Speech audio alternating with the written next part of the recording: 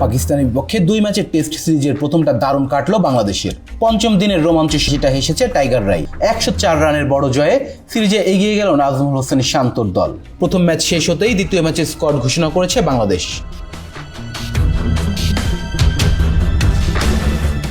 মঙ্গলবার এক সংবাদ বিজ্ঞপ্তিতে নাজমুল হোসেন শান্তকে অধিনায়ক করে 15 সদস্যের দল ঘোষণা করেছে বিসিবি। পাকিস্তানের বিপক্ষে সিরিজে প্রথমবার টেস্ট দলে ডাক পেয়েছেন ওপেনার তানজিদ হাসান তামিম আর অমিত হাসান। তবে প্রথম টেস্টে অভিষেক হয়নি একজনেরও। সেটি না হলেও দ্বিতীয় টেস্টের একাদশে জায়গা ধরে রেখেছেন তারা। প্রথম ম্যাচে 2 ওপেনার বাদে সবাই দলে জয়ে দারুণ ভূমিকা রেখেছেন। কেউ ব্যাটিং আবার কেউ বোলিংয়ে ভালো করেছেন। তবে জয়ের কম্বিনেশন ভাঙতে চায়নি বাংলাদেশ, যে কারণে প্রথম ম্যাচের একাদশেই রেখেছেন দ্বিতীয় ম্যাচের জন্য।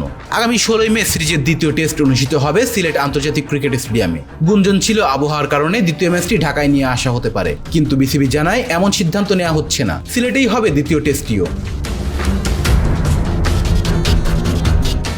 দ্বিতীয় টেস্টের জন্য ঘোষিত বাংলাদেশের টেস্টের স্কোয়াডে আছেন নাজমুল হোসেন শান্ত, মাহমুদুল হাসান জয়, সাদমান ইসলাম, মমিনুল হক সৌরভ, মুশফিকুর রহিম, লিটন কুমার দাস, মেহেদী হাসান মিরাজ, তাইজুল ইসলাম, নাইম হাসান, এবাদত হোসেন চৌধুরী, শরীফুল ইসলাম, তাসকিন আহমেদ, নাহিদ রানা, তানজিদ হাসান এবং অমিত হাসান।